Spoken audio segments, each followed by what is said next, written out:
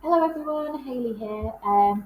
Just wanted to do a video for you to show you how you can use Portfolio on Class Dojo to set work and then how it can be used by the students. Um, Thank you to everyone that emailed me with queries or even just feedback. I've had phone calls with people, I've had one-to-one chats with people, which has been really good. I've got ideas from them and they've got ideas from me, hopefully. Which has been really useful. So I want to obviously share that with everybody so that everyone can try as much as possible to make things as simpler for themselves, because that's what we need, but not just for ourselves, but for the parents and the children as well. So Portfolio is a really good system to use because you're able to create activities on Portfolio that the children can then access and write on. I know if you have the app, Portfolio doesn't actually come up in the teacher account, so you have to do it on the website. You can access it on a tablet on the website, but I prefer using my laptop to set activities because I'm normally working doing the worksheets for them anyway. So to be able to add worksheets on, we're going to create activity and you'll come up with this screen. So you write a title, you write your instructions, and then you choose how you want the children to respond. So for example, if you're wanting just to write a story or write a descriptive paragraph, you could just have text. And then in your instructions, you would explain that you're wanting them to write a paragraph.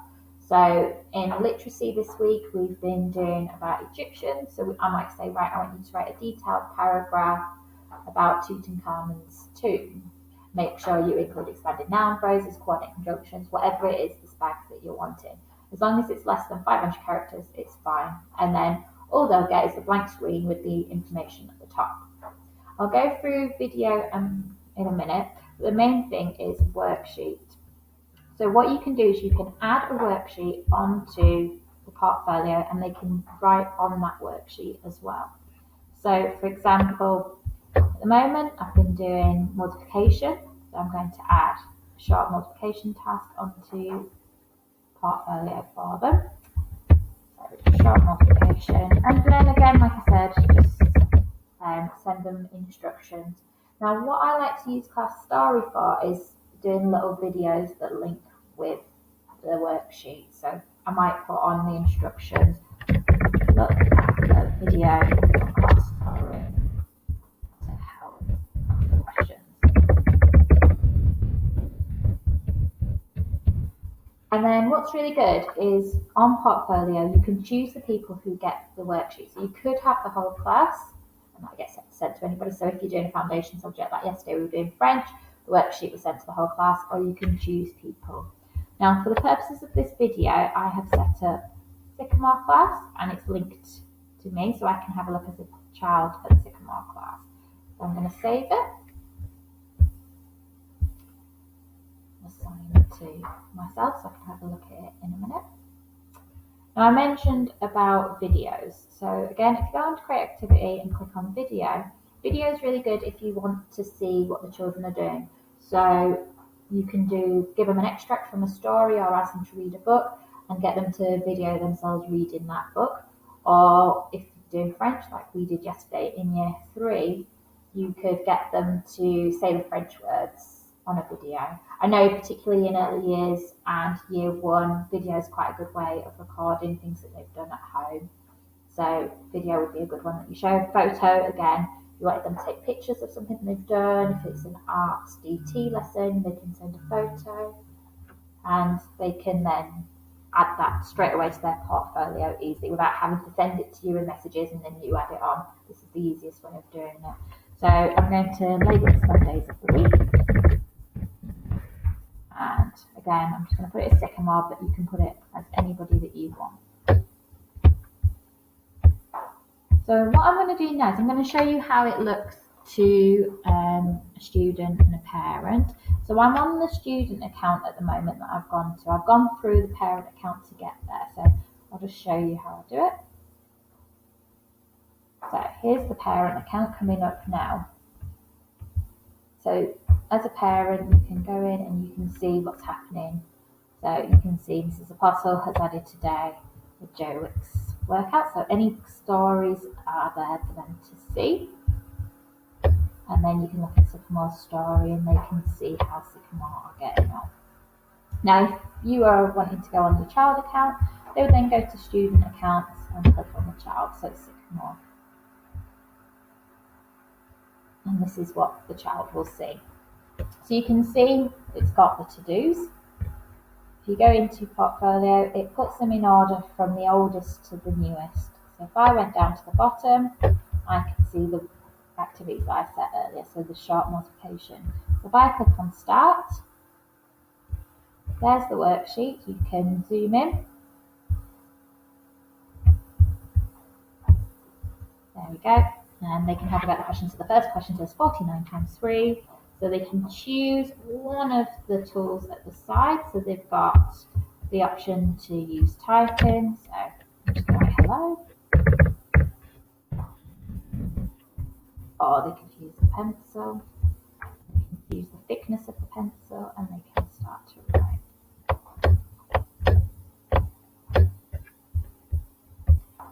Now, if they make a mistake, you've got the rubber on there that they can use. Again, they can change it and it will just get rid of the stuff that they've written, not the stuff that's on the worksheet. So they're able to straight away, they're able to write on the worksheet on the computer for them, which makes it easier. Obviously, there are times when children like to write in the group book, and then they'll send you a message and you have to copy it over. But if you show them how to hand it in, that's fine. And I know Year 6 particularly, they've been sending videos, and Mrs. Barraclough has done a video as well and put on school story of how to do that. So they should have the information already. But the easiest way is that they can do it on the worksheet already and then hand it in.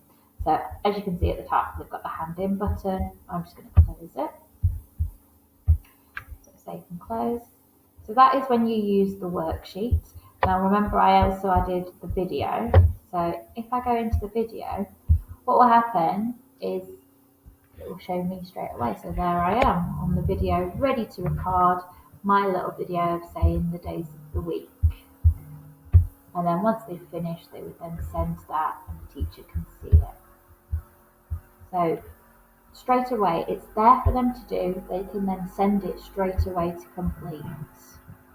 And I feel that that is the easiest way of doing it. As I said, if you put it on class stories, the class story can get a little bit full.